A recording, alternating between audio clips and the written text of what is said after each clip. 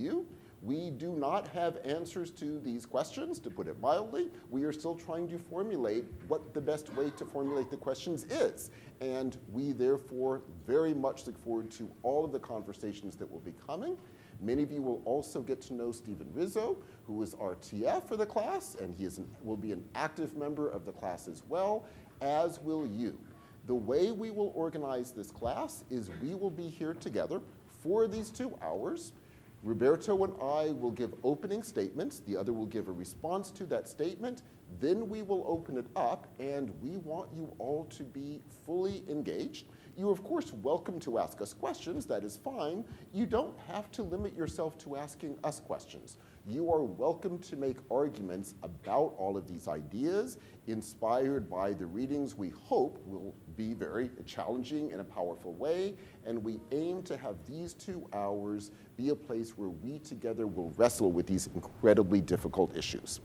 Now, one minor logistical issue I should mention, because the course is jointly offered through 3 different schools, we realize it is at a time that fits with the schedules of none of the 3 schools. So our apologies for that, but we've aimed this to be hopefully as unproblematic for each as we could, so it's a sort of general compromise of the 3. We do know in some cases there will be a few people who have to arrive 15 minutes late or leave 15 minutes early. That by definition is the case. We understand we are conflicting with, in many cases, all of your schedules. However, to the degree to which it's possible, we would love for you to be physically here, because our goal here is to have these discussions with you.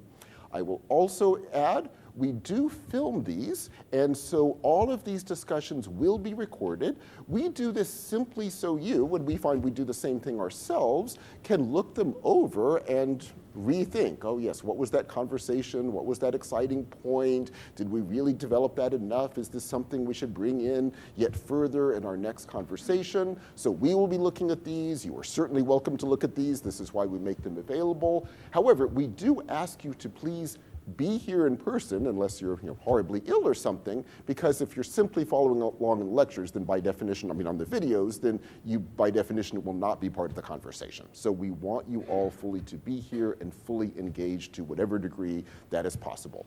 One other very minor logistical issue before we get to the big issues. In order for that conversation to take place, we have to hear each other. Luckily, we are in a room where, imagine this, that is possible. And the way to do it is, Roberto and I, of course, are on microphones.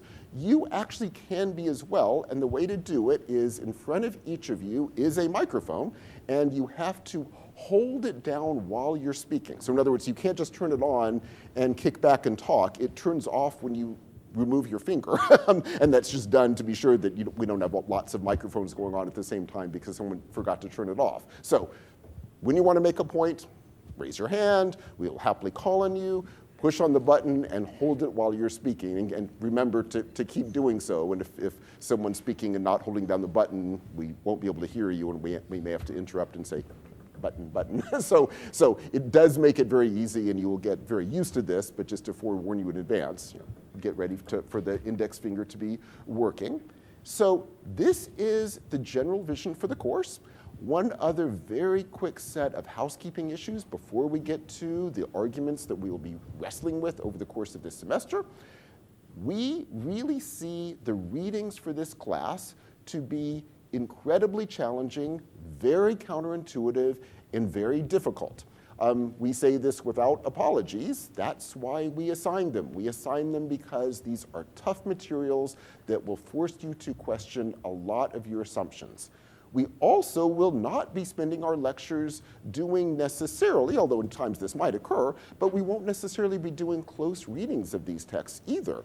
We will be using these texts to help inspire us, by challenging us in many cases, to ask these big questions. These 2 hours will be us wrestling with the big questions that hopefully are being inspired by these texts, and we ask you to enter into this dialogue with that same spirit. So if you're reading a text and you don't understand a line, of course, you won't understand a lot of the line, and then you just go back, and you go back, and keep asking yourself, what is at stake here? What is going on here?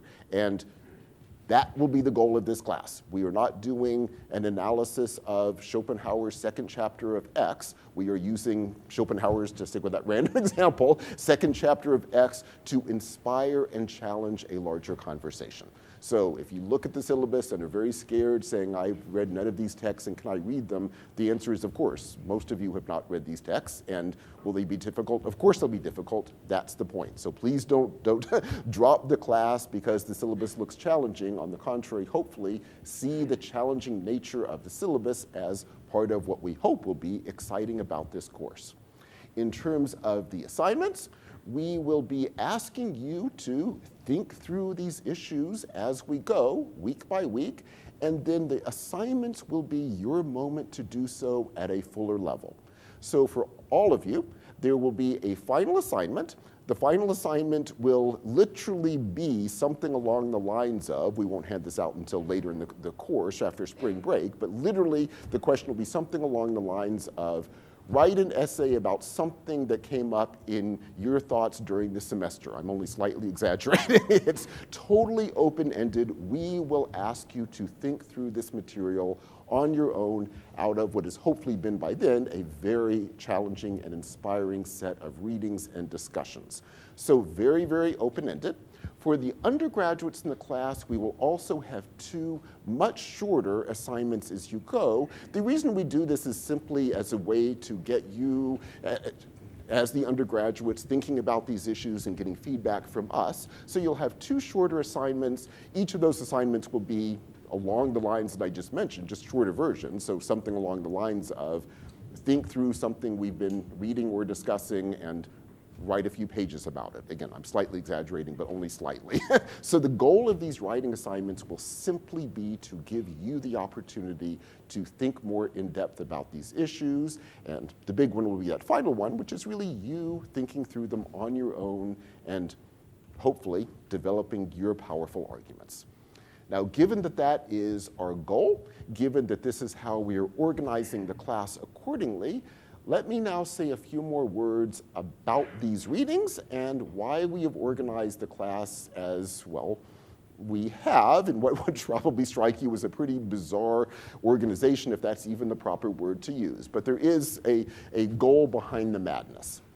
So, if you simply looked at the title of this course, The Conduct of Life, you might have innocently, but totally understandably, thought this would be a course like exists throughout much of America that would basically teach you basic moral ways of reasoning. So a standard way a course that might have a title somewhat like this would be the following. Okay, let's imagine you are on a cruise liner and the ship sinks and there are 4 of you that survive on a life raft, but there's only food for 3 people. What do you do? And you will be given 3 general philosophical points of view that arose exclusively in Europe and America in the 19th and 20th centuries, and you talk about which of the 3. So one of them is Kantian deontological ethics. You don't need to know these words. We'll talk about them more next week. Another one is utilitarianism. Another is social contract theory. And you debate which of these 3 would tell you what to do, which comes down to, do we throw one person off?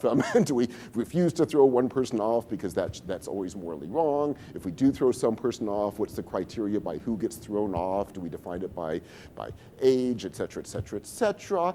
And that would be the way the debate would be staged. We, as you can probably tell from the tone of voice I'm using in this, will not be doing this for a lot of basic reasons that will be relevant for what we will, on the contrary, be doing.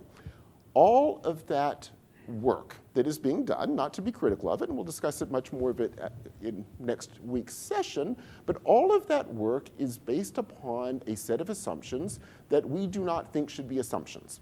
It's basically an idea that ethics consists of pulling people outside of the complex world in which they are living, creating a totally artificial situation. Believe me, don't worry, you're not going to be on a life raft with 4 people with only 3 amounts of food. I mean, do not worry, this will never happen.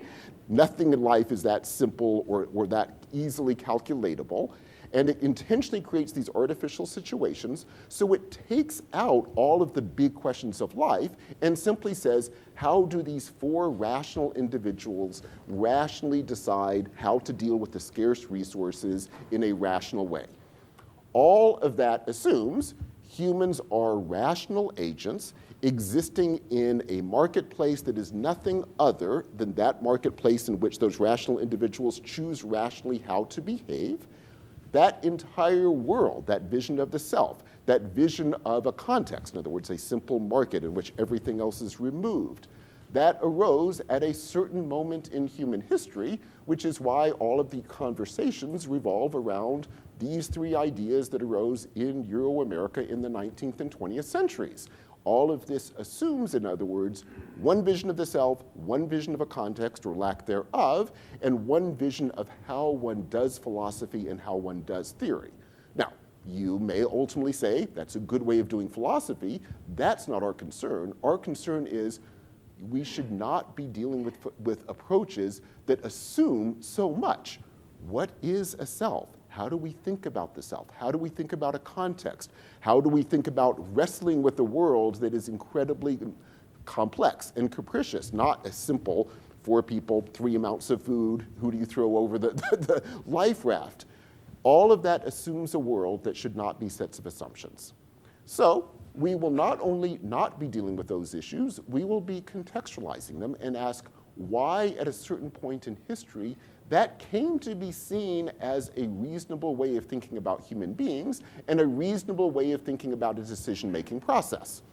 What we will, on the contrary, be doing is casting our net ever so slightly broader. So let me tell you what we will be doing in this class. We will not be talking about 19th and 20th century Euro-American thinkers exclusively. Many of such will appear in our class, but not exclusively.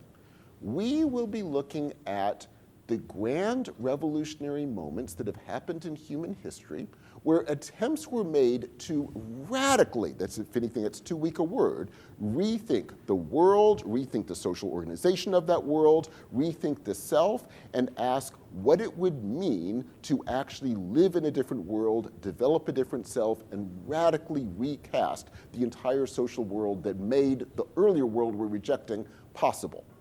There are 3 such radical moments, and we don't mean to imply great thinkers have not emerged at other times. Sometimes they have, and we'll get to some that are very intriguing exceptions. But as a grand generalization, there are 3 such extraordinary moments that we will be pulling a lot of our readings from.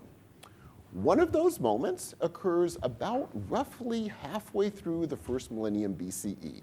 Across Eurasia, you get this extraordinary moment when, for reasons we'll be discussing later, after literally 2 to 3 millennia of these incredibly powerful Bronze Age aristocratic societies in which there was virtually no social mobility, virtually everything was defined by heredity, all land and resources were controlled by incredibly powerful aristocratic lineages, political power simply consisted of different aristocratic lineages vying for themselves for power, but meanwhile, one's social rank was defined entirely by birth. If you were born an aristocrat or what rank you were born into is where you will be the rest of your life. If you were born a peasant, there you will be for the rest of your life. These societies existed for, again, 2 to 3 millennia, and for very intriguing reasons that we'll be discussing, all of them fall apart across the first millennium BCE, and about halfway through, you get an explosion of philosophical and religious moments, I'll get back to those categories momentarily, that try to radically rethink the world. Some of these, of course, are very well known. This is when, on the western side of Eurasia, you see the emergence of the pre-Socratics, Plato, Socrates himself, Plato, Aristotle, Stoicism, radical attempts to rethink the world and to develop political forms that will also radically reject those earlier Bronze Age forms. In South Asia, this is when you see the Buddha, Jainism emerging, attempts to radically, again, rethink the self. In fact, in one of those cases, reject our entire notion of the self and rethink what the world should accordingly be. On the eastern side of Eurasia, this is when you get figures like Confucius, Lao Tzu, Chuang-Tzu. Again, attempts to radically rethink the world. All of these are relative contemporaries. They did not know of each other, but coming out of this moment when these old Bronze Age kingdoms were collapsing and attempts were being made to completely rethink the world. Then, following a pattern that sadly we will see replicated and one that we are living within, all of these ideas came to be either suppressed or domesticated for a few centuries thereafter. Eurasia comes to be dominated by a series of empires, the Roman Empire, the Mauryan Empire, and the Han Empire, just in the three regions that I was mentioning before, which either suppressed a lot of these ideas or in other cases picked up one or two of the earlier ideas, but recast it into a domesticated form. And that develops and continues for a few centuries, after which you get another massive revolutionary moment, often acting in response to and in strong antagonism to these imperial orders. This often took the form of radical salvationist religions. So, to give you a few examples that would become rather significant, Christianity, Mahayana Buddhism, radical forms of religious Taoism. These, again, were at the time incredibly radical. Just to give you an example from the latter, you get a development in China, the eastern side of Eurasia, I'll call it at this stage, this is before there was a real China, related to what we would call one now, in which you get an attempt to create a totally egalitarian order with absolutely nothing based on heredity, no distinction made of gender. The idea is we all have yin and yang within our body. The distinction of male versus female is simply a part of a conventional order that needs to be rejected. Then attempt to create what we would in retrospect call an early communal order, where grains of rice would be simply given to everyone equally. A completely autonomous community is set up, completely breaking from the Han Empire. And that's just one example of what's going on across all of Eurasia at this period. You will not be surprised to hear, and sadly, again, we know this story well already, many of these ideas, again, came to be domesticated, were picked up by later states and recast into a very different form. And the most powerful, and we would call radical and counterintuitive visions, were again rethought. And you get a closing off of these revolutionary moments until, to give another example of a place where we will be pulling from a lot of our thinkers, another explosion will occur in the 19th and 20th centuries, when you'll get an explosion of new attempts to radically rethink the world, various forms like communism, socialism, democracy, in a very radicalized form at the time, to dramatically recast the hierarchies of the age. And that period lasted for, and I'm using the past tense very intentionally here, for, depending on how you define it, but a century, a little bit beyond that. It has largely closed off again, even though all of the various words I just used are still being promulgated by various states in the world, but again, in radically domesticated form. And we will accordingly, given the goals of this class, be picking up thinkers from each of these revolutionary moments and across the board asking a series of questions. What are the most powerful articulations that arose in these moments? Needless to say, we will be choosing them, and we only have 12 weeks, so we will be reading a very limited number of these, but hopefully this will be inspiring to you, not in the sense that we'll be discussing everything, but inspiring in the sense of hopefully look at others too, that we will not have time to get to, but we will pick a few that we find to be incredibly powerful from that early moment in the first millennium BCE, from that second moment, when you get the emergence of these strong salvationist religions, and again in the 19th and 20th centuries, when you get these attempts for these radical social revolutions, we will be picking thinkers from that time. We will try to take them seriously when we read them. Now, when I say seriously, we will not be asking you to agree with them, and they'll be strongly disagreeing with themselves, so we won't say you must accept this radical vision that arose in the first millennium BCE. However, we will ask you to take them seriously in the following sense. we will want you to ask through honestly what it would mean to live one's life by these measures. It would be a radical result because we're picking text that would say most of what you assume about the self and about the world should be completely rejected, and we will ask you to take them seriously. When you ultimately criticize them, and you're more than welcome to, of course, we ask you to do so in a complicated way, by which I mean, don't just say, oh, that's silly, I don't want to take it seriously. We want you to do the opposite. When you reject them, and many of these you'll reject or at least criticize, I'm sorry, I don't want to use the verb reject, criticize, what we will ask you to do is to say, okay, but what is the power of this idea? And what would it mean for us to reconstruct it in a way that would open up yet more possibilities now? It opened up some possibilities at some point in the past, first millennium BCE, first or second centuries of the Common Era, 8th century of the Common Era, 19th centuries. Something was powerful. What and how could that be reconstructed? We will also ask the other question, the less exciting question, but it's important too, what happened when these ideas got domesticated? Because we can often learn a lot from that. They were not just randomly domesticated. If parts of these ideas are incredibly powerful, and I think we will consistently choose ones that are going to be powerful, if nothing else, when they get domesticated, we can often learn, okay, what were the tensions in the early formulation that allowed them to be domesticated in the ways that they were, and how could we reformulate these ideas in ways that would not allow such a form of domestication?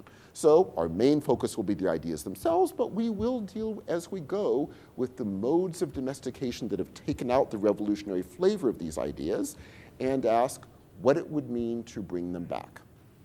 In terms of that latter question, what we'll be devoting the last portion of this class to is a reformulation of several of these ideas. And what we mean by that is the following. Even if, and this was certainly not the case, but even if you could imagine any one of these ideas articulated first, say, in the first millennium BCE, even if one of these had been absolutely flawlessly perfect, they would of course need to be reconstructed now because it's a very different age, but you will not be surprised to hear, of course they were not formulated perfectly then. All of these ideas are going to be incredibly tension-filled. Any idea we develop now is going to be incredibly tension-filled. And when we wrestle with these tensions, what we will ask is, what would it mean to reformulate these now? Not ending the tensions, but wrestling with them in hopefully powerful ways that speak to our present moment, and again, ideally, would at least push against the domestications that we have seen recurrently happening in human history, with each of the key ideas we are looking at. So we will not only be reading these ideas and taking them seriously, we will be asking, and more so as we get to the end of the class, how some of the most powerful of these ideas could be rearticulated now to bring out the revolutionary possibilities that would also hopefully allow us to break our current world of domestication and begin to rethink our lives and rethink the world with the power, at least, of the moments when these ideas first arose. Now, with that as a grand statement, let me now give a few more words about what we'll be looking at and also some of these categories that I tossed out and said I'll be coming back to. Now, I mentioned these huge revolutionary moments that occur in the first millennium BCE, I said are often called philosophical or religious moments. The salvationist religions, as the name implies, that occur in the beginning in the first and second centuries of the Common Era. We tend to call them religions. Among the things we'll be looking at in this course are the ways in which our own categories that have become dominant in our way of thinking are themselves domesticating a lot of these ideas. And let me explain what I mean with these examples.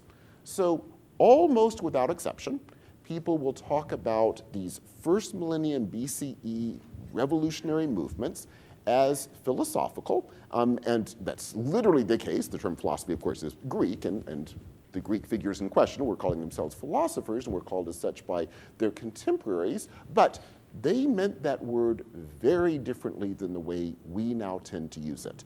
These are not people who are doing the equivalent of asking, okay, you're in that life raft, and who do you toss out because you only have 3 pieces of food for 4 people. These were attempts to radically rethink the world. They are philosophers in the Greek sense of the term. They are radically more than the way we tend to use that term now. So the reason I said sort of philosophical/religious movements is it is a more expansive vision of philosophy than we often tend to use the word, and it's a more expansive vision that we will be supporting.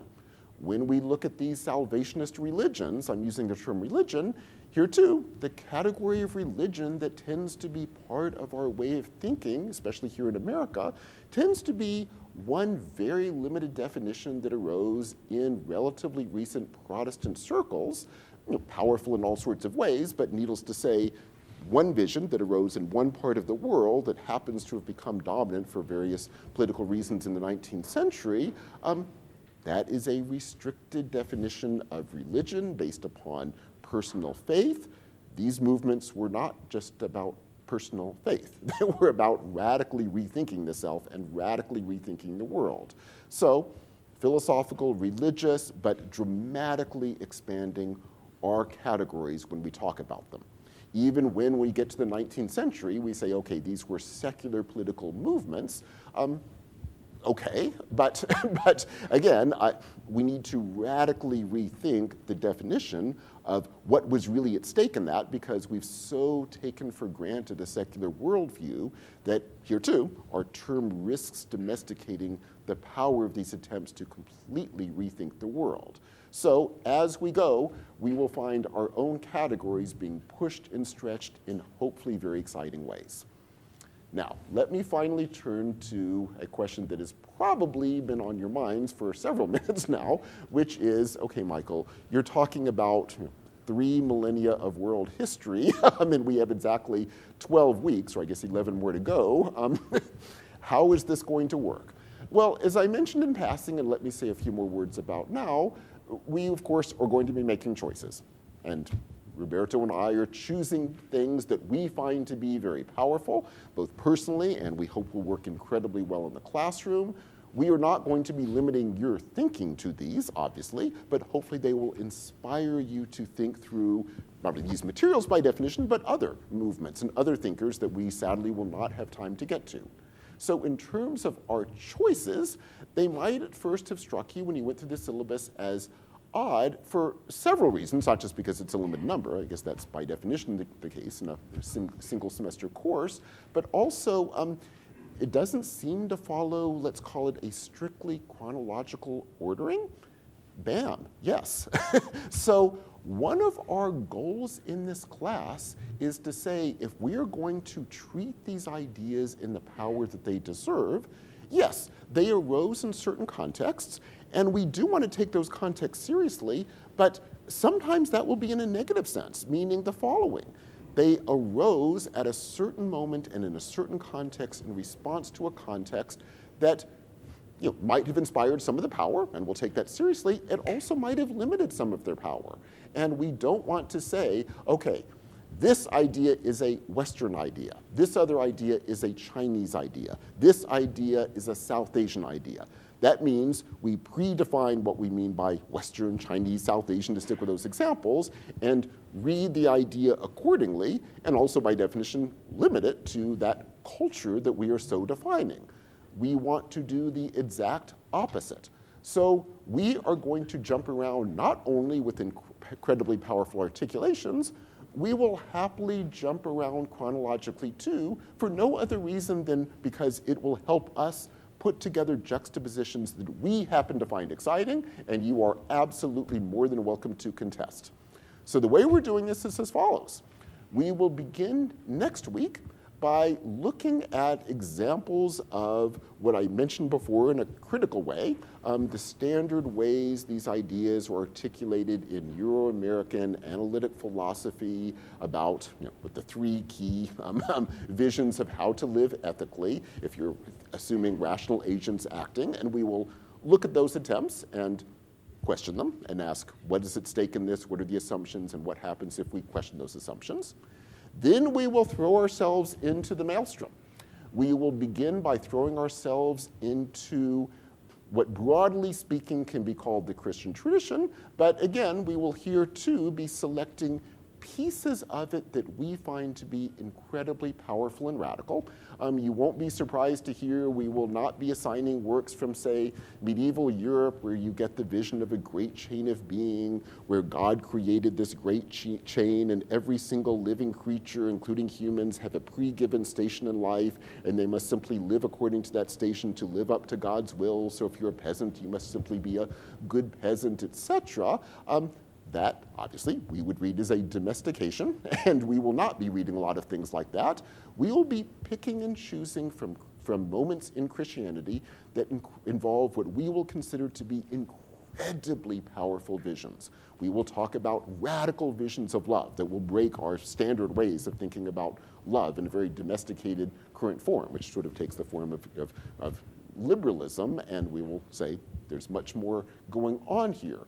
Visions of divinity and humanity and the complex tension of them, and how that could be worked out in incredibly powerful ways that have not always played out fully in the tradition, or rather have been domesticated. We will choose those examples. We will choose examples from much more recent, mainly 19th and later centuries, attempts through Romanticism to radically rethink these ideas of radical love and divinity, now focused on the divinization of the self. And again, we will try to take those seriously. We will then jump geographically and chronologically to early Buddhism. And early Buddhism, where again, you will not be surprised to hear, we will not be talking about what goes on in corporate America, where in corporate America, you will be asked to take out 5 minutes a week to go into a meditation room, to meditate, to calm down, so you can then go back to be a good, productive worker in the corporation without being angry at the ridiculous work you're being forced to do. That's not the Buddhism we will be looking at. We will be looking at early Buddhist arguments that you, yourself, and the entire world that you and your society around you have constructed need to be completely broken down. When you, to stick with that earlier example, meditate, you are not calming yourself down so you'll be a good, productive worker. You are destroying the self, you are destroying the world you live in, and trying to radically reconstitute your understanding of absolutely everything. And we will turn to that, and we will take it seriously and ask, what are the implications of this? We will then jump yet again. This time a bit, well, actually, no, I was going to say less chronologically, but that's not true, because we will look at early Buddhist writings. We will then jump to Schopenhauer, a 19th century European thinker, who will try to rethink Buddhism along more recent lines, and we will discuss the power and limitations of the way he does it. So he will try to take seriously the idea of no self.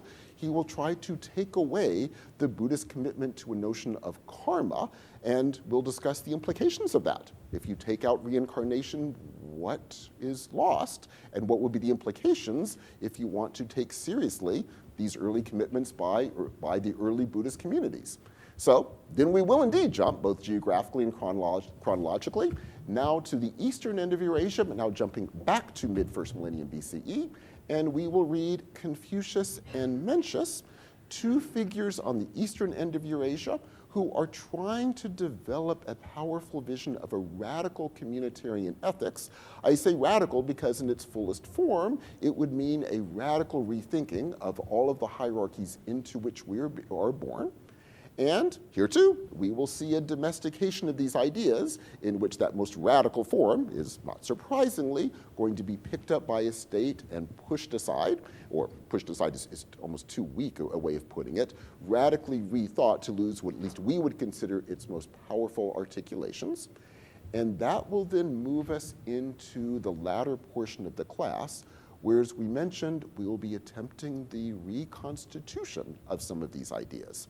And the two we have chosen, for reasons that they are both now becoming globally very prominent, and also because we personally find them to be incredibly powerful to think through, will be the whole vision of self-fashioning, as we have already seen it by that point in the course, developing in early Christianity, being rethought in Romanticism, and then its possible rearticulation now, in our opinion, domesticated form, so requiring a radical reconstitution. So what would it mean to take a vision of self-fashioning and rethink it. So it doesn't simply mean individuals looking within, finding themselves, and happily living in the world around them, period, but radical self-fashioning, meaning rethinking the entire world through a vision of self-fashioning. And then we will turn to the communitarian vision that we will, by that point, have seen beginning in its articulation in these early Confucian thinkers. And here, too, we will ask, what would it mean to rethink this in its most powerful version for today? What would it mean to radically rethink a communitarian ethics in which you would rethink your lives and the social order accordingly? Now, each of these last two things that we'll be dealing with are, needless to say, actively being picked up, and we would certainly say actively being domesticated by two, let's call them slightly powerful forces in the world, the US and China respectively. So the US will, of course, claim as part of its own imperial ideology to be the civilization of self-fashioning in the form of sort of radical individual capitalism, individualistic capitalism, I should even say. And China right now is, of course, trying to claim itself to be, among other things, a Confucian civilization, bringing to the world a vision of a modern Confucian society. In each of these, we will argue, not surprisingly, you are seeing a very domesticated version of these ideas, and so our reconstitution will not be to say, do we accept the current ideological visions in the US and China respectively? It will rather be to say, what would it mean to rethink these ideas in their fullest power? And continuing a theme I mentioned before, we will, as always, try to pull them out of that historical context that can limit them. So we will not argue, again, self-fashioning is a Western idea and a communitarian ethics is a Chinese idea. They happen to have developed in those areas geographically that we now call Western China. They happen to be picked up by nation states that see themselves tracing genealogically back to those moments, the US and China respectively. That's the happenstance of history. In its most powerful articulated form, there's nothing inherently Western about one or Chinese about the other. And in fact, if you've been, well, by definition, spent time in the US, since we're all here together, if you've spent time in China, despite these ideological claims, there's a strong communitarian push in America, obviously, and China is about as individualistic a society as you could imagine. So despite the claims of a Western versus a Chinese approach, we will pull it out of such contextualizations, and we will ask, what are the most powerful articulations of these two ways of thinking, and what would they mean for rebuilding the world going forward, regardless of the specific geographical area that you happen to live in? And let me simply also say, we are not asking you to accept our view that these are the two most powerful visions going forward. We happen to think they are among the two most powerful visions, and certainly at the moment they are. You're welcome to contest that too. So we are reading, again, a limited number of works historically, or that arose at different historical times, I should say, since we don't want to read them exclusively by historical context. And we are choosing these two to focus on in the latter portion of the course. Push us on this, contest us on this. You are welcome to say, I think another vision that is not being discussed in this class should be taken seriously. I think in terms of a reconstitution, a much more powerful vision would be something utterly unrelated to these two. So we are not asking you to accept our framework. We are simply offering our framework to hopefully be one possible, and we hope, challenging and exciting way of weaving through these extraordinary ideas that have arisen in human history, and hopefully helping us to think through what the world and our lives could be going forward. If you stay with us for this journey, I can promise you it will be an exciting, challenging journey. You don't often have courses that try to wrestle with the great ideas that have arisen throughout all of world history.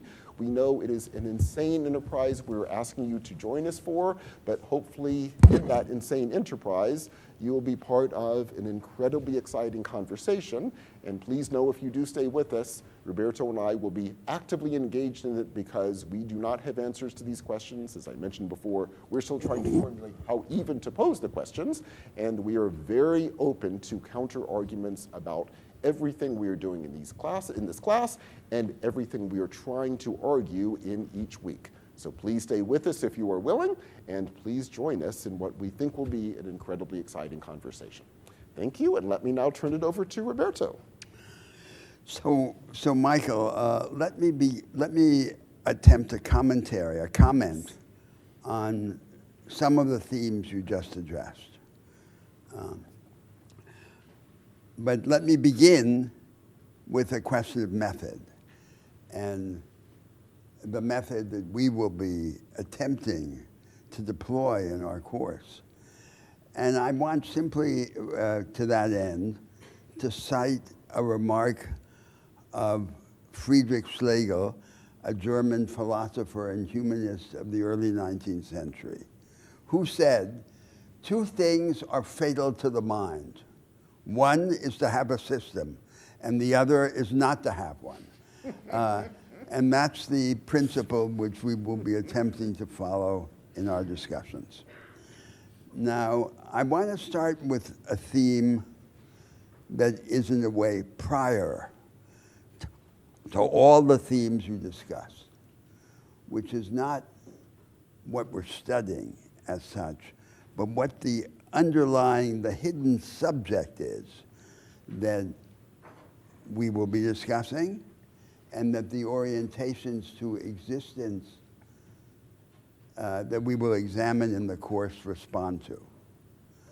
The subject is human existence and its incurable defects, the flaws in the human condition. And there are three main flaws which stand out and which attract the attention of the orientations to existence that we will be discussing. The first is our mortality. None of us are going to get out of here alive. That's the first and fundamental fact to which all these orientations to existence respond. And death is terrible. Death is awful. Death is unimaginable. It's unimaginable first because it is the complete annihilation of life. Life has these attributes of fecundity, the constant production of novelty, of spontaneity, the inability of the past to control the future, therefore of surprise. And everything will vanish, embodied in us. The human race will go on for a while, and the law of evolution is that the individual must perish so that the species can continue to live. And what is annihilated in death is not simply the existence of the individual, but the whole world imagined by the individual mind. The theater of the mind, and everything that was displayed in that theater, all is gone in a moment at death.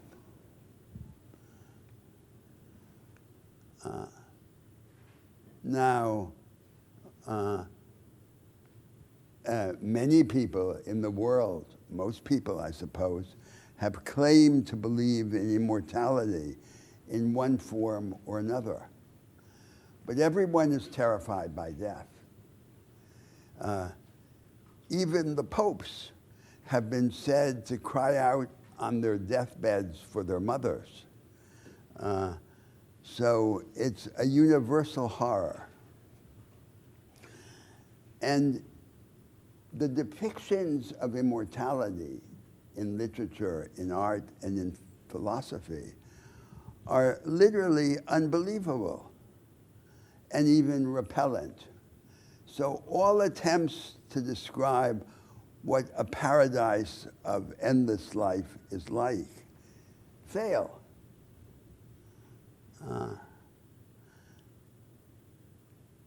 The romantic novel proposes as the sequel to romantic passion, living happily ever after, the routines of married life.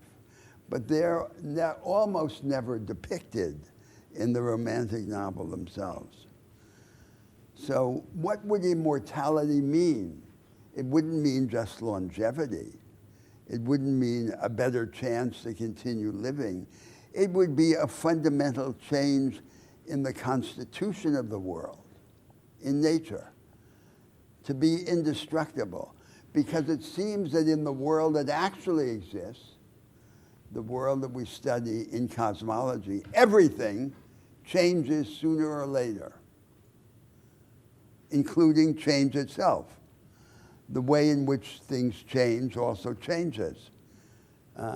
That's what nature is like. So this immortality that we propose or seek there's no example of it in the world that's around us. Now, the second incurable defect in the human condition is our insatiability. Let me start with an earlier one. The second defect, let me say, is our groundlessness. So, in our thinking about the world, we never come to rock bottom. Something occurs because something else occurred before, causation. But we never reach the end of the causal chain. Or something is there because of some presupposition, some framework. But at the end of the day, the framework is always hanging in the air. It has no end. The attempts in philosophy to show why the world exists and why it must be how it is have all failed. That's what we could call metaphysical rationalism. The most important fact about the universe is that it is what it is and not something else. And this fact has no elucidation. Now, imagine combining these two first flaws in human existence, our mortality and our groundlessness. If we were truly immortal, if we could even conceive coherently immortality, our groundlessness, our inability to understand the world that we're in, the framework of our existence, the beginning and end of time might seem less daunting, because we would be like animals grazing in nature, and we could think, well, we'll find out sometime later. But there is no later. And so human existence has this dramatic concentration. Now, the third incurable defect in human life is our insatiability. We desire, we long, and our desire has no limit. We want more than we can have.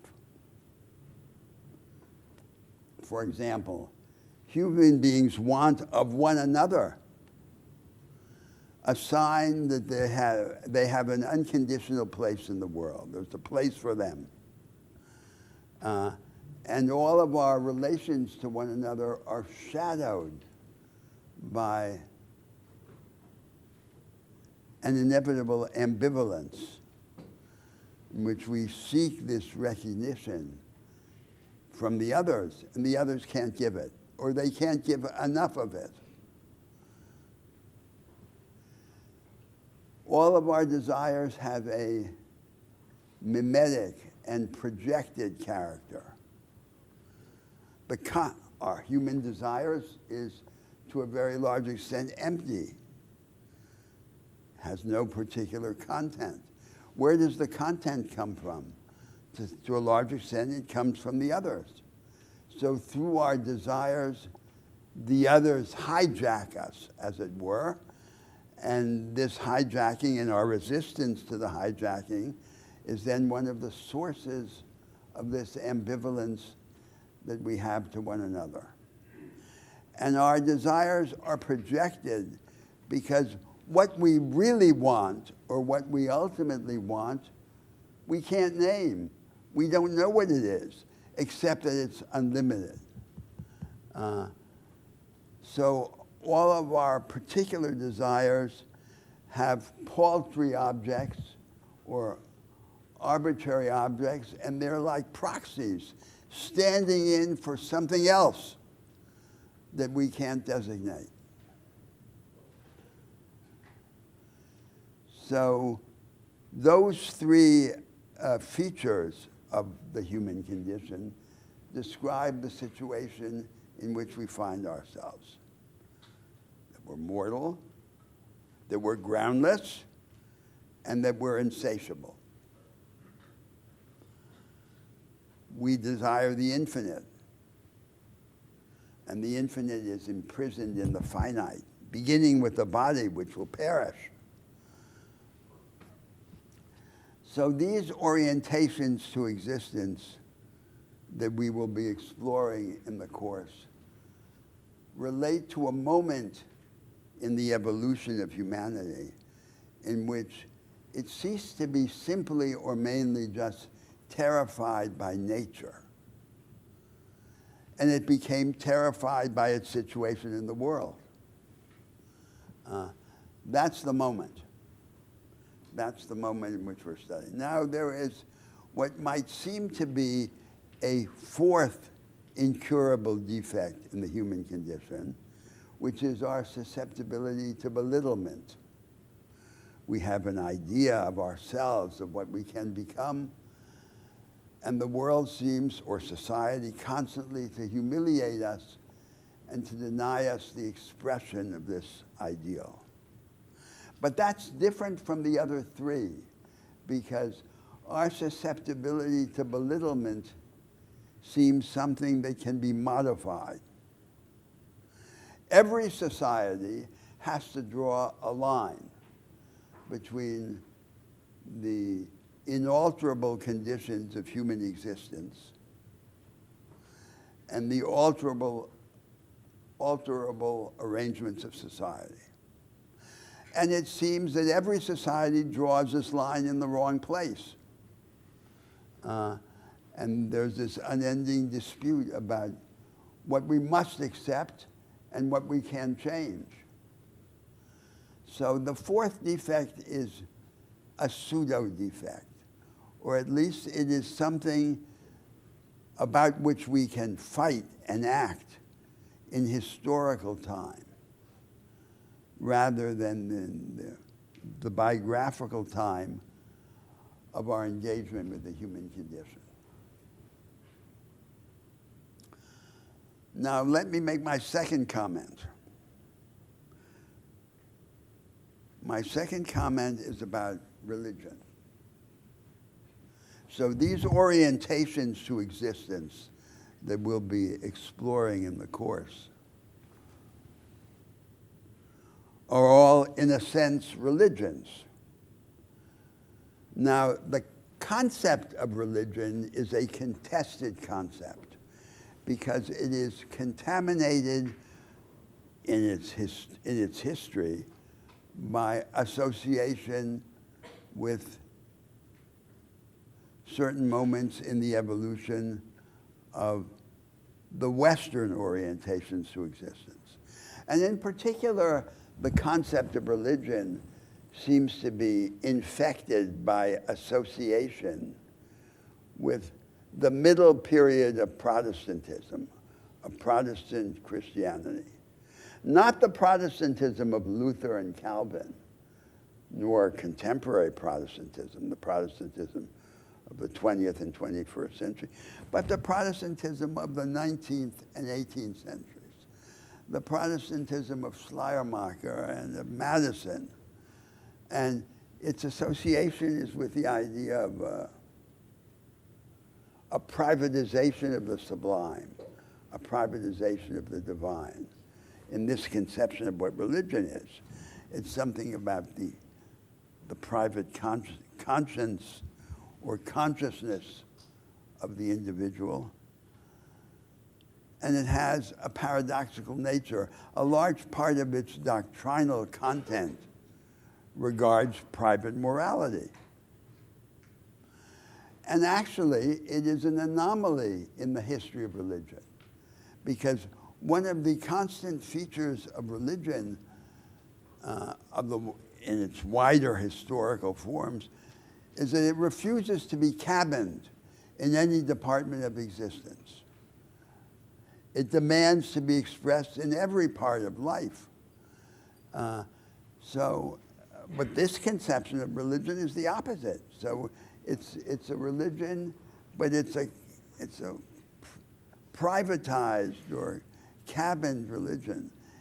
It's an exception in the history of religion. But then how should we understand religion?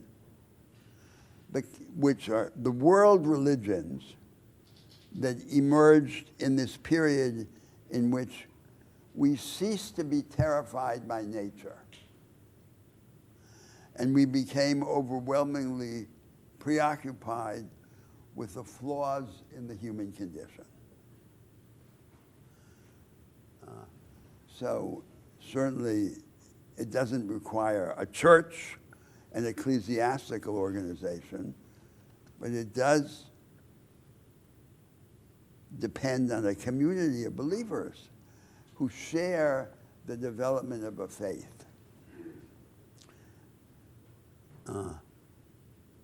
Its object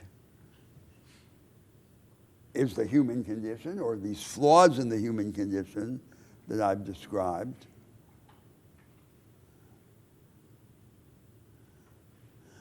And it proposes a path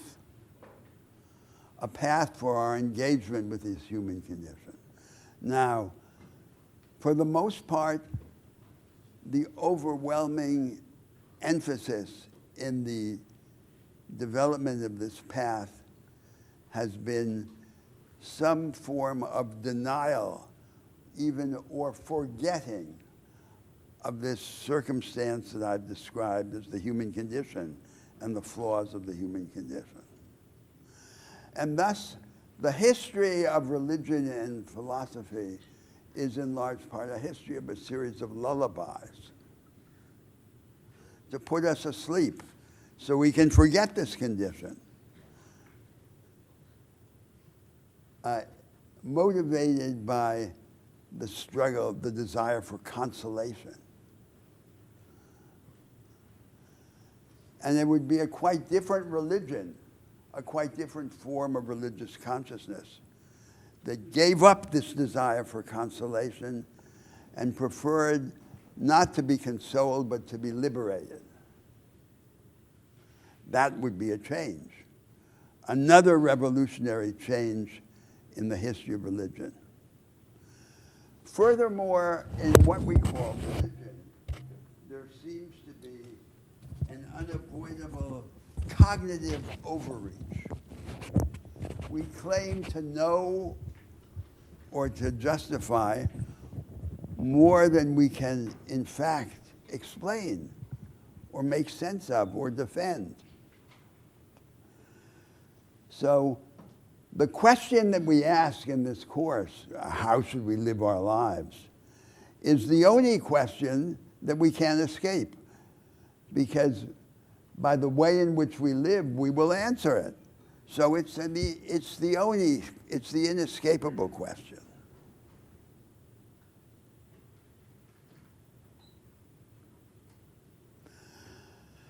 And from this cognitive overreach, there results the imperative of faith in a double sense. Faith, first of all, in the sense of claiming more than we can know. The cognitive overreach, the going beyond. But then as the result of that, faith in another sense, faith is trust. Because when we claim more than we can know and provide this inevitable answer to the inescapable question, we put ourselves in the hands of other people. We have to take risks. And that's a second sense of faith. So we need an idea of religion that is not only resistant to the sole example of 19th century Protestantism or 18th century Protestantism, but to the religions of the Bible in general, the Semitic monotheisms, Judaism, Christianity, and Islam, and that is sufficiently capacious to include Buddhism and Christianity.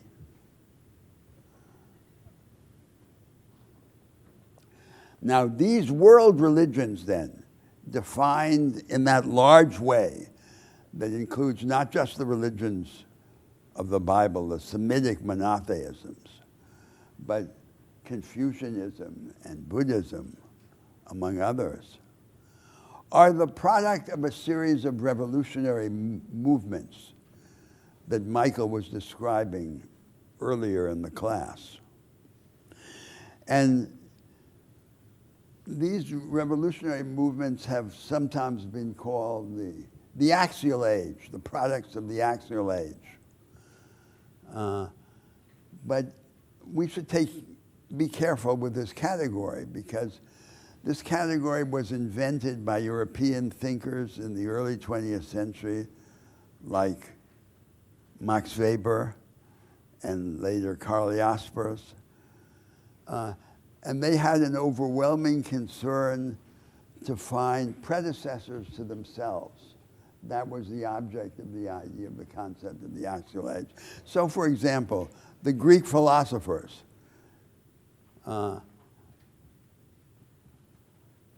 together with the more, Michael would say, domesticated forms of Christianity, whatever would be outside the wilds of the religious consciousness and could be acceptable as being a pre-scientific project, kind of proto-scientific.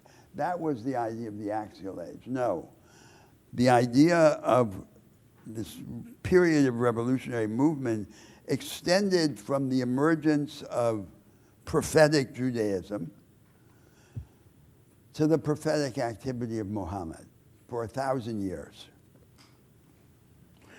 And the religions that arose in that period, which are the main subject, the immediate subject of our study in the course, the ultimate subject is the human condition and its flaws.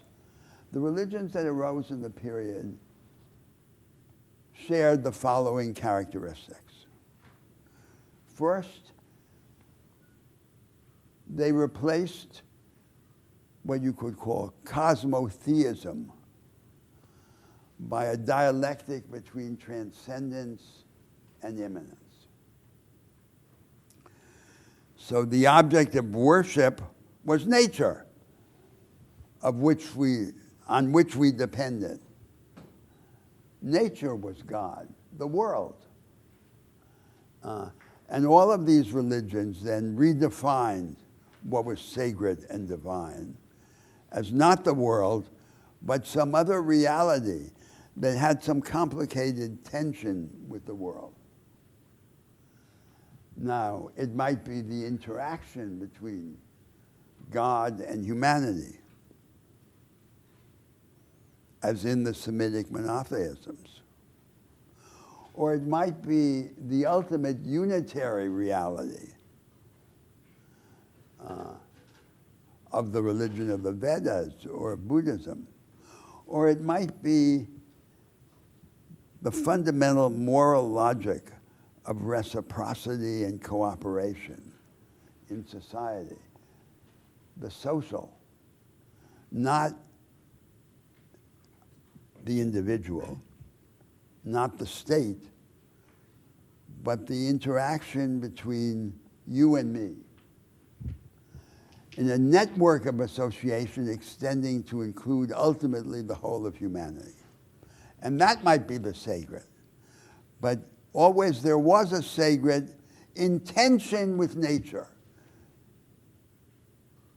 So that was the first characteristic of these religions.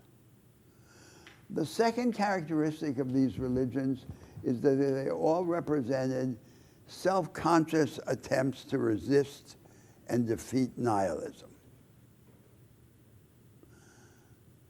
That is, to deal with these incurable flaws in the human condition, but to say they have a meaning, and here's the meaning, and the meaning results in a path. The third characteristic is that they all affirm the ultimate shallowness of the divisions within humanity. The societies in which they arose were divided up into castes or classes and specialized roles. And then, of course, there were the divisions of gender and of race and of culture. And they said, that's all superficial. It doesn't go to the bottom. The divisions within humanity are all shallow. Humanity is one, ultimately. The third characteristic is that they all implemented a moral revolution, a revolution in our ideas about how to live. The dominant ethic of the agrarian bureaucratic empires in which they arose was the ethic of the warriors, of martial valor, of proud vengeance. It was, in a way, the ethic of little boys. They say, diss me and I'll kill you. That was the ethic in which they arose. And they put in place of that ethic a conception of universal fellow feeling.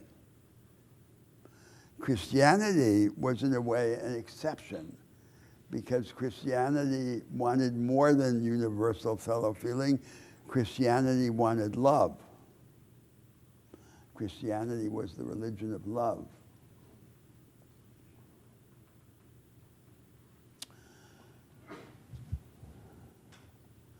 The fifth characteristic is that these religions all were a kind of two-sided ticket. One side of the ticket said, escape the world. And all these propositions, which I've just enumerated, could then be read as redescriptions of reality, including social reality. For example, the division between the slave and the master. Not to abolish slavery, but to say the slave and the master are ultimately the same, to redescribe their relations. The other side of the ticket was an invitation to transform the world in order to make real this other vision of reality, of the world.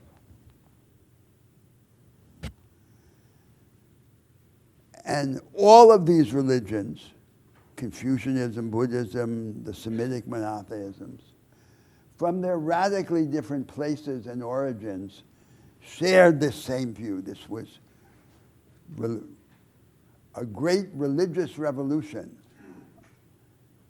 in humanity. Now, one of our premises here is that the gates of prophecy are never closed, and that the possibility of religious revolution in these fundamental conceptions remains open to us now. That we would find a different way of dealing with this reality, a way in which, as I suggested before, our response to the incurable flaws in the human condition wouldn't be compromised and corrupted by the desire for consolation. It wouldn't be just one more lullaby in this series of lullabies.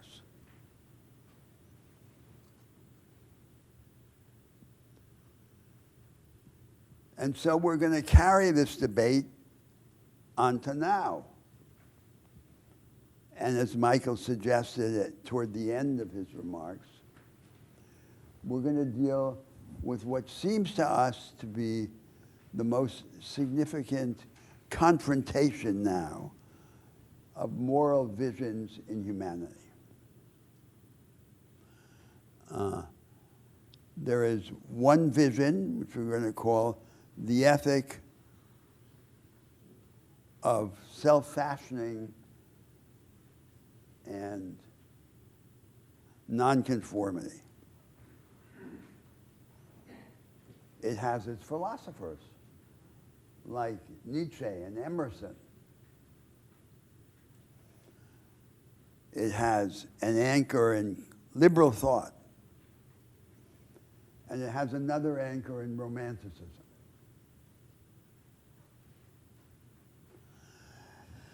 And it is strongly associated with the culture and consciousness of one of the superpowers in the world, the United States.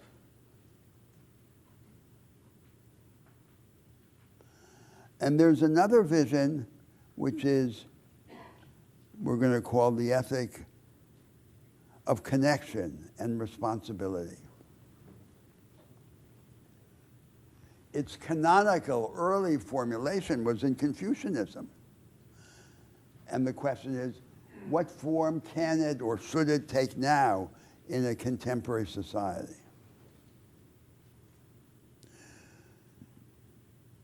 I think it would misdescribe these two ethics to call them individualist and collectivist. The ethic of self-fashioning and nonconformity is an ethic that values the individual as the seat of agency, which has to be enhanced and liberated. But it's not really ultimately about individualism. It's about the supreme good of life, of vitality, and how this good can be cherished, preserved, and extended, how we can rise to a greater life. And the ethic of connection is not really about the state or about society. It's about this sacred logic of the interpersonal, the sanctity of the interpersonal, overtaking social life. And each of these two ethics has a privileged association with one of the two great powers in the world. But the association, as Michael suggested, is fragile. The Americans seem powerfully attracted to the ethic of connection, and the Chinese powerfully attracted to the ethic of self-fashioning. So the connections are contingent, creating then the space for moral revolution in each of those two societies. Now, the ultimate consequence of the moral revolution is not necessarily that they just trade places. The ultimate revolution is that they create something else in place of these visions, and thus affirming the idea that the gates of prophecy are open.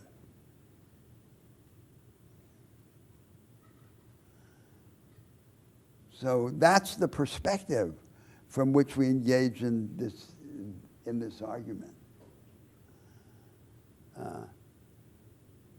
Examining this religious revolution of the past with an eye to the question, what about us? What's our place in this revolutionary script? And that's what really interests me. Great, thank you. And let us now open this up. Questions, concerns, interventions, counter-arguments, everything is welcome. The only thing to remember is the logistical point. Please push down on the microphone and keep your finger on it while you are speaking. Thoughts? And by the way, very straightforward logistical questions are fine too. So you're welcome to jump into the grand issues we've been talking about. It's perfectly fine to say, will we be staying in this room? The answer is yes, but logistical questions are fine too. Anything is open.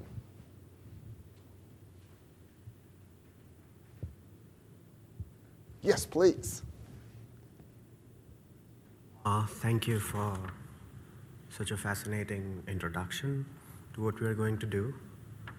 I have been thinking about these questions, and in many ways it seems like the last semester was a preparation for this course, and reading Emerson and Confucius and all these other scholars. I think one question that I have is about the untranslatability, because you talk about three Untranslatability. You talk about three fundamental conditions of human existence. And I think it is a definitional problem at some level. And here's what I mean by that. Imagining human life as sort of limited between the birth and death in some sense is again, it's sort of like confusing some of these points. So you say there is mortality and it is a major concern, but how is it that it became a major concern? It's not unrelated to how an unfolding semiosis made someone believe that mortality is a problem. And the second one is about the question of method, because these two ethics that are contingently associated with the two states in the world, these ethics, one of them is all about expression, very little about listening. And the other ethic is also in some ways about imposing a certain idea of the world on a great mass of people, telling people what a good life is, and imposing a certain idea of development across societies. And also looking at the other as somebody to be improved instead of listening to the other and learning from it. And having the experience of being educated in 3 or 4 different places, I find that in a certain sense, all over the world, the idea of progress is still very dominant. And always one or the other takes the onus. As you say, the gates of prophecy are open, and that prophecy eventually leads to somebody standing up and with the power of the gun behind them, telling what that vision of the world is going to be like, how to live your life. And every other person then gets caught up in the evolutionary logic. Both the thinker Weber and Jaspers are also sort of entangled. As you say, they're looking for their origins, and they create an evolutionary ladder. So how do we counter the delegitimization of different modes of being in existence across societies in real terms, where they have a way to live their life and not worry about subsistence all the time? Because without having taken care of subsistence, you will not allow people to live their lives in a meaningful way. So these might sound a little bit rambling questions. I would like to hear your thoughts on that. And many of these things actually lead back into the problem of earning a living and a livelihood. Why is it that certain societies can access things, products, commodities, and consume them at unimaginable rates just because somebody else produces them for nothing, for a pittance almost? So I think this also leads back to the unlimited nature of wants, always searching for something as a proxy in a finite world. So how do we get some of those ethical connotations back into this? Thank you. Sure, thank you so much. Let me begin with the second part of your question, then move to the first part of your question, and then the sort of key point you're getting toward after that. So in terms of the second point you mentioned, absolutely. So the second point being the ways in which these two ethics are now being institutionalized in both the US and China, absolutely. So as we've referred to, but let me just elaborate slightly more here, yes, so the vision of self-fashioning has taken the form in the US of something along the following lines. I wish I could say this is a caricature, but I'm not even sure it's too much of a caricature.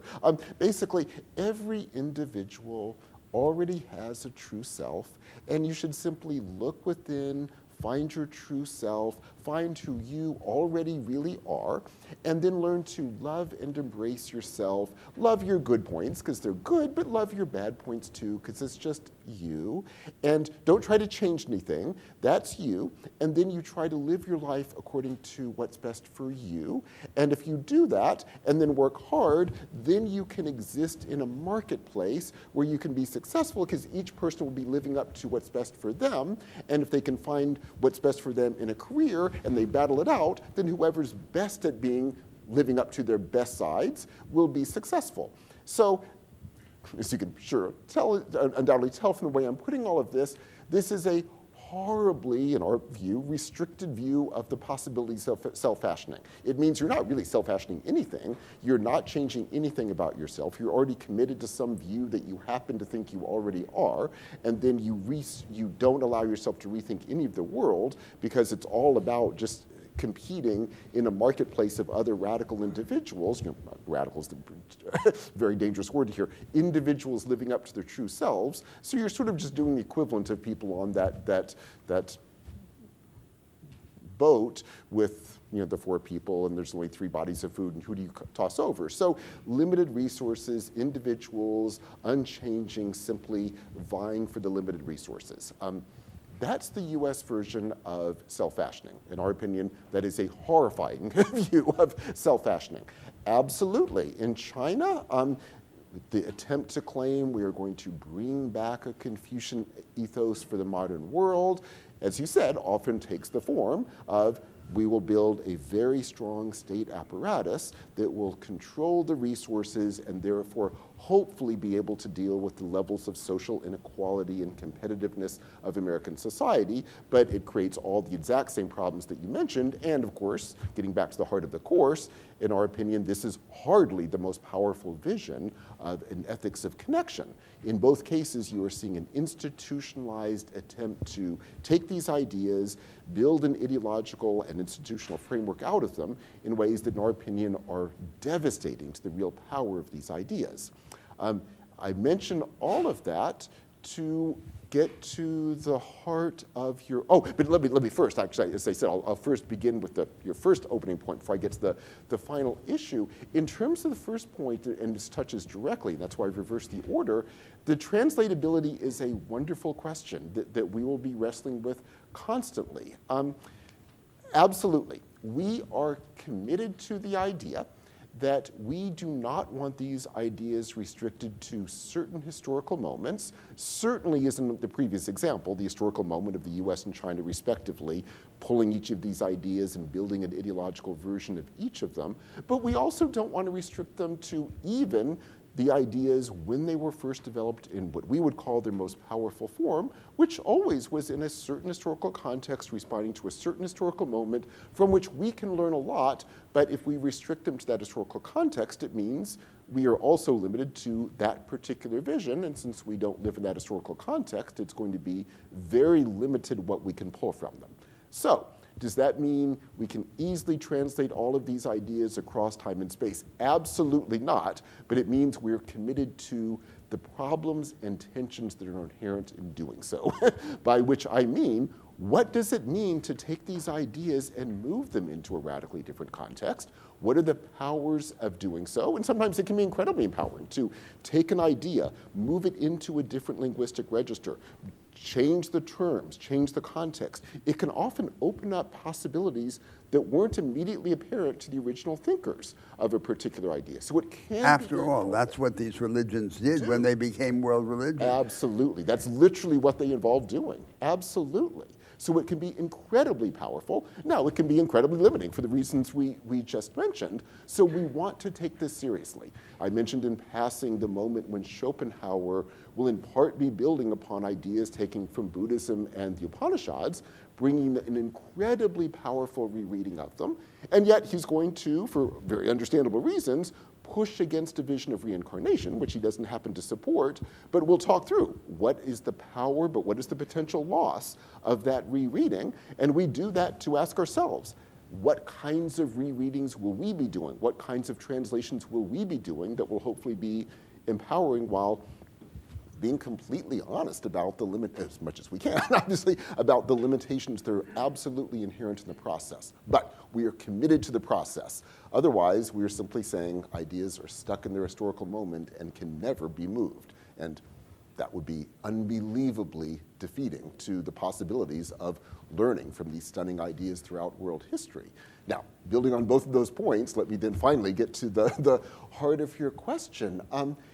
If there's something to the points we just mentioned, then the implications are a kind of strong yes to the question that we think what we are trying to do here is going to be possible. Now, let me be clear as to what I mean by that. Not possible in the sense that we really think that we, in this classroom, are going to come up with a final synthesis that will answer these questions, build the kind of world that you are quite correctly alluding to. Will we do that? Spoiler alert, no. At the end of 12 weeks, absolutely not. What we do think is possible, however, is as we do the training necessary over these 12 weeks to begin seriously engaging in the very work you're mentioning of trying to retranslate these ideas into new contexts and thinking through the implications of doing so, do we think that yes, the prophetic possibilities that have been opened at various times in history are still open, and we can do what we are hoping to do?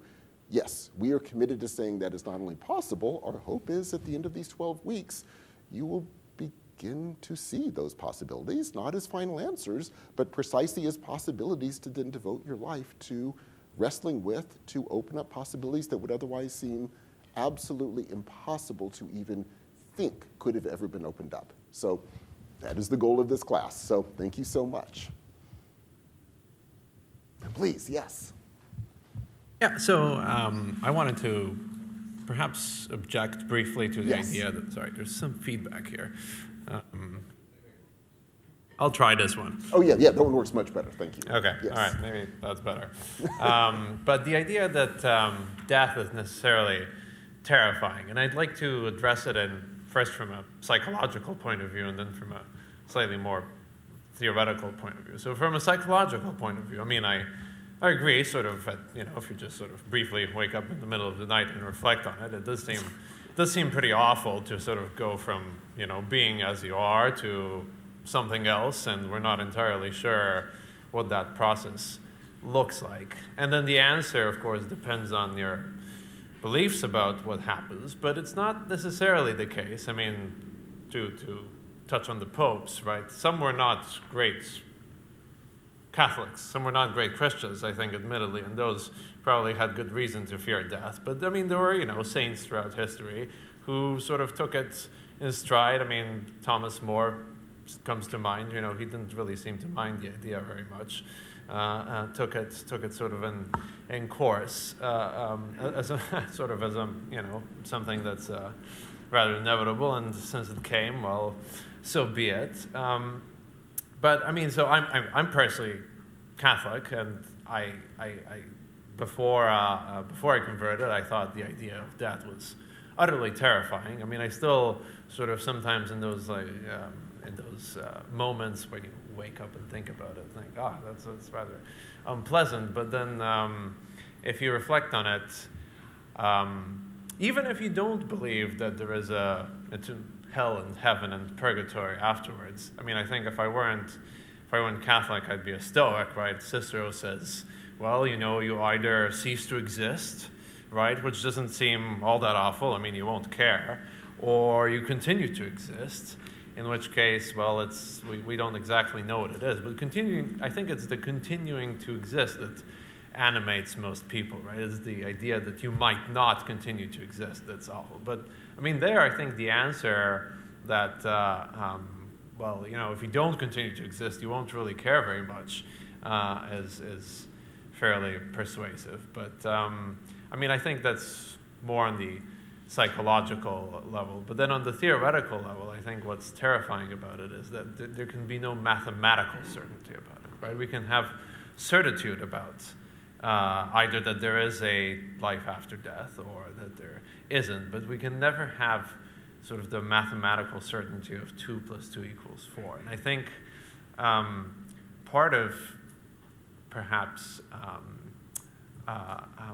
the revolution that you were talking about is just the idea, and I mean, I think this has been realized, it's just that mathematical certainty is impossible in areas outside of, well, I mean, sort of mathematics, and really can't be sought, right? And I think it's really that certitude is the standard. I think that was the revolution, but somehow we've gone back to well, I mean, you might call it progress, you might call it regress, but somehow we've landed ourselves with the idea that sort of scientific certainty is the only comforting thing, right? And certitude counts for nothing.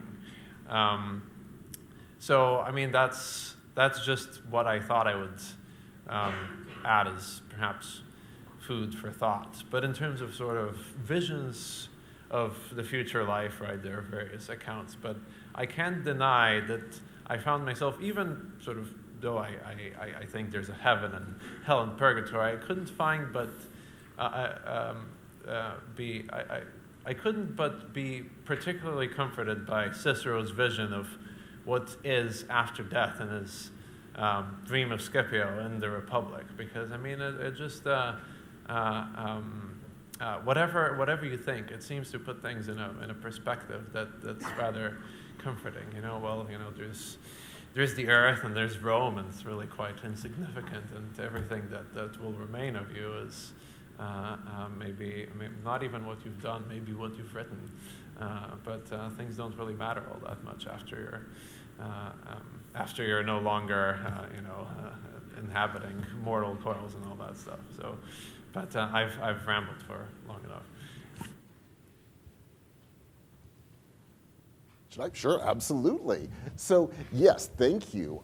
So let me indeed say a few words about what we're arguing in this class, precisely in the spirit that you're raising, because you should indeed feel free to contest us. So we're arguing, Roberto has laid this out beautifully, but I strongly support it as well, that we are saying humans have this fundamentally flawed condition, and we are taking that as the basis through which these extraordinary ideas, philosophical, religious, however we want to call these, have developed. And we are saying that obviously we as humans still have this condition, and we are still wrestling through the implications. Now, you are absolutely right, both you personally, but if we could bring them in, a lot of the practitioners of at least some of these ideas we were discussing would strongly oppose what we just said. They would say, that's simply wrong. These ideas didn't arise from humans dealing with this human condition. Many would say, well, no, these ideas are divine ideas that were brought to us. And this is wrong to provide this as the opening ground. And yes, I would say you are absolutely right, and I would generalize this to wonder if we are doing the right thing in the way we are framing this. We do take this argument, but there are implications of it. I mean, going back to the earlier point about Schopenhauer, we will be seeing when Schopenhauer, again, understandably wants to say, if we embrace notions of cosmic oneness and the no self that he is finding in Buddhism and the Upanishads, but he wants to say, I'm going to reject reincarnation, I'm going to reject the notion of karma. We'll discuss the implications of that, and there's no question he's not really a Buddhist, obviously, because he's rejecting a lot of the key ideas that really animated, as we will see, the tradition. was he right in doing this? Or, as we would probably more likely be putting it, there's no right or wrong, but there are implications of the ways he did it, and perhaps it could be done more powerfully. But it goes back to the heart of your question. He, meaning in this case Schopenhauer, was committed to saying, I will not pre-commit myself to an idea that there really is reincarnation, and that view has implications that we should be honest about. And you're absolutely right to raise this. We do believe that death is final. Some of the thinkers we'll be talking about, Confucius is an obvious example, absolutely will say that. We are going to die, that is it, so therefore you have X amount of time, this limited amount of time, you will become an extraordinary person or you will not. Either way, you're going to die and live with that because this is all you've got. And you're absolutely right. Other thinkers we'll be looking at would say, no, that is simply wrong. And what we'll be doing in this class is wrestling with the implications of that. So thank you. Thank you for bringing this up. Please, yes. So I just wanted to add a point about a related but different issue. So by labeling a set of ideas religion or morality, we don't escape the debate, the scientific and philosophical debate about what is the world really like. So there are two predominant traditions in the world history of philosophy. One of them is the Greek tradition, is the tradition of which in many senses Aristotle is the founder, but which goes all the way up through 20th century science, through quantum mechanics and relativity. And in that tradition, the main subject of science or of thought is the basic structure of the world. The world has stable ultimate constituents that are described by the standard model of particle physics. And this ultimate structure is governed by laws, constants, and symmetries. And what is most constant is what is most real in this tradition. So you can ask, well, do they believe that time is real? Well, they do and they don't. They believe that time is real up to a point, but what is most real is exempt from time. And so the ultimate structure of the world and the regularities governing this structure, the laws, symmetries, and constants, are outside of time. And that's one of the major, that has always been the predominant tradition in the West and continues today to be the predominant tradition. The other tradition was predominant in the philosophy of ancient India, and it's the view that what is ultimately real is the timeless one, speculative monism, and that all the transformations and variations in the world are epiphenomena. They're not the ultimate reality. They're less real or they're unreal. That's the other major tradition. These two traditions, the two major traditions of philosophy in the world and in world history, have something profound in common. What they have in common is to associate reality with timelessness. So what is most real is what is less time-bound. Now, the ultimately real is never what is within time. Now, what are we to think of that? Because I would say, in the philosophical argument, that view is false. Everything that exists in the world is time-bound. There's nothing outside of time. Everything changes, including change itself. And nothing becomes less real because it is more time-bound. And that leads to a fundamentally different view. And so our disputes about religion and its subject matter, the human condition, don't escape those philosophical disputes. It's not as if by opening up a conversation in the area of religion or of orientations to existence, we exempt ourselves from the general debate about what is the world like. We don't. And that's just to remind us of this problem. So what has classical philosophy been? The major tradition, canonical tradition of Western philosophy, it's been a super science in the service of self-help. What is the super science? It's the claim that above the specialized disciplines, there is a super discipline that's about everything. And that would be science. And the philosopher stands on this plateau, on this height, from which he then passes judgment on the disciplines. And this Greek project of the doctrine of being, which goes all the way up to 20th century science, continues this. And what's the self-help about? The self-help is about these flaws in the human condition, our mortality, our groundlessness, our insatiability, and our susceptibility to belittlement. So the philosophy is to steel ourselves against that, as in Stoicism. Stoicism is the extreme or explicit case, but this project is a general project. It's about the whole thing. So this is a formidable complication. We don't get out of the general debate about nature, about what the world is like, simply by enlisting ourselves in the prophetic and religious conversation. We have a new set of complications, but we continue to have all the old complications. And I think that's an important reminder for us, lest we fall into a false sense of ease. Which, as we will see repeatedly, is always the danger, truly. Yes. Yes, please. Thank you. Sorry. Kind of addressing your initial experiment at the beginning with, the 4 people on a boat, and how our traditional approaches to that typically are siloed by our understanding of the market and existing morality. I was a philosophy major in undergrad, but don't quote me on anything I'm going to say.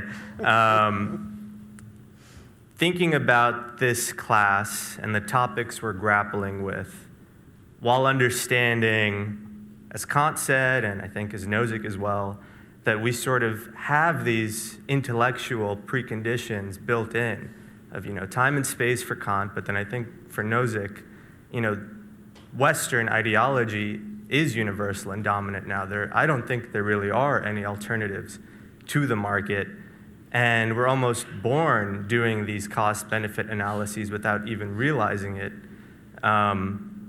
So going back to the possibility of actually engaging with this course's material, do you think it's possible for us to really grapple with these ideas fully if we're already cabined by these ideas in a way that the contemporaries of those major ideas wouldn't have been? The answer is yeah, I really do. And let me try to defend it. And I'll defend it by discussing some ideas we'll be getting to in a few weeks when we turn to the Confucian ideas. But they have a way of phrasing this that I find very powerful. So one of the arguments that will develop in the early Confucian tradition is that among the many, many, many things that are dangerous to us as human beings is we tend to fall into patterns and habits that become so ingrained in us, we tend to just accept them as completely natural. So we accept a lot of our patterns as simply being us, our personality. We accept a lot of the values of the worlds we're born into as simply being the way the world is.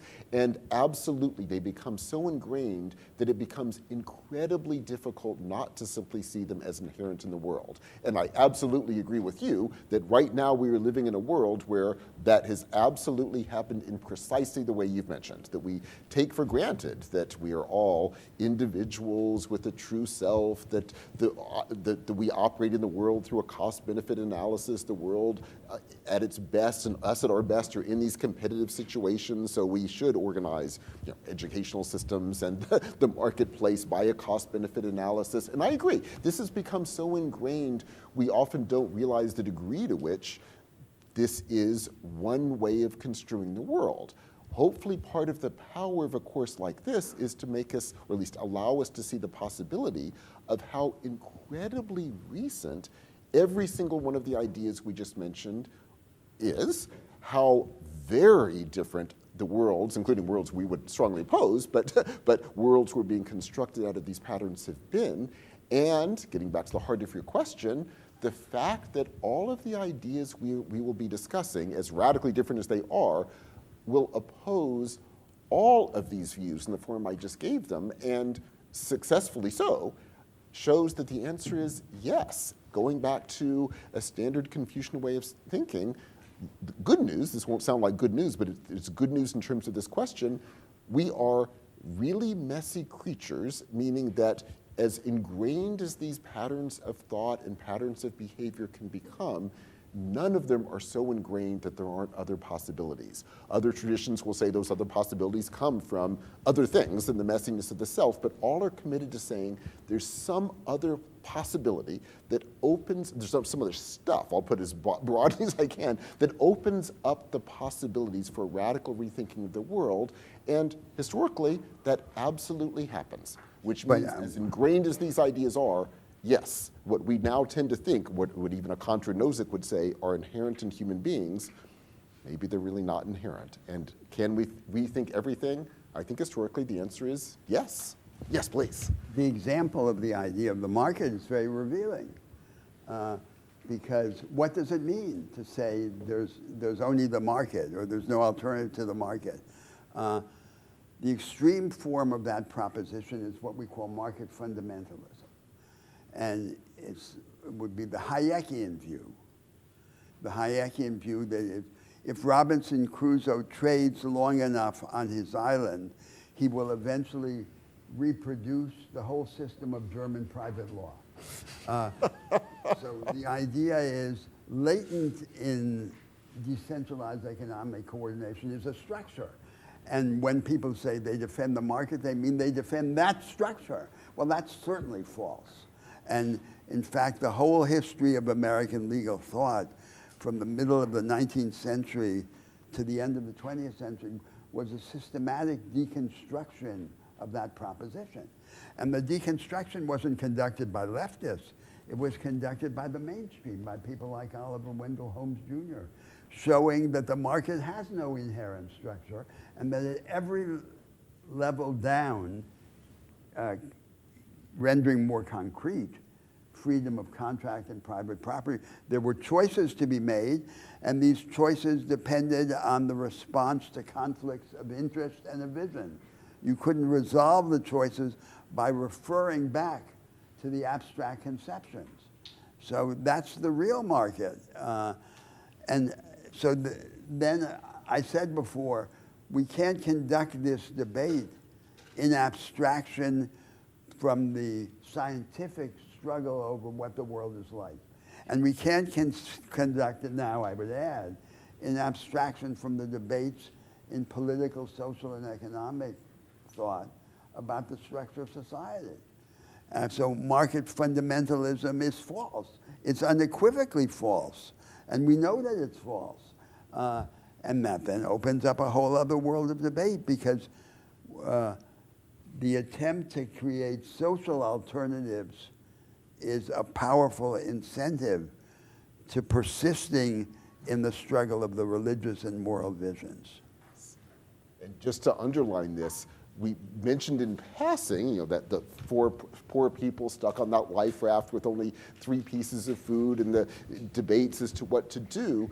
Part of the reason, we'll discuss this in more detail next week, that this is so dangerous is precisely for this reason, because the very way of phrasing that in so many morality classes implies exactly this, that fundamentally the way to learn to act is accept that we are individual rational agents in a marketplace competing, for limited resources, and the question is how to do it well. And every single way of thinking that helps us to come to see the market as a natural existent is incredibly dangerous.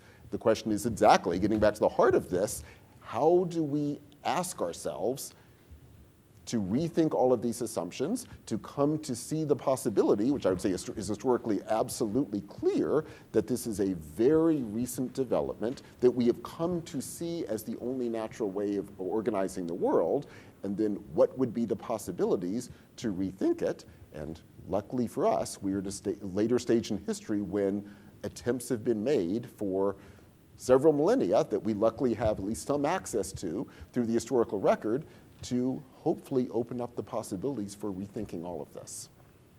So Our that is- time oh is yes, up. and that is a perfect set of questions and concerns to close our session for today. So thank you all so much. We hope you will join us next week where we will continue these discussions, and we very much look forward to seeing you then. Thank you all so much. Thank you. Thank you. Thank you. What do you think?